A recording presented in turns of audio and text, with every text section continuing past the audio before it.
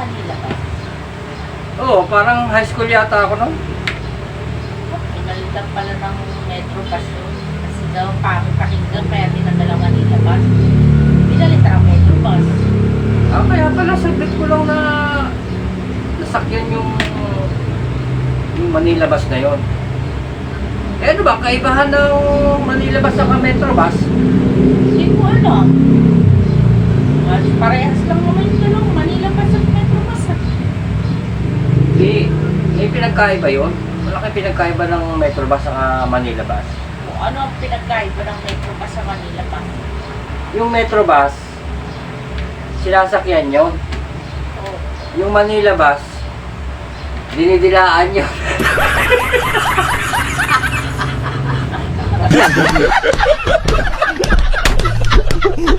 Yo, shout to Caesar, man.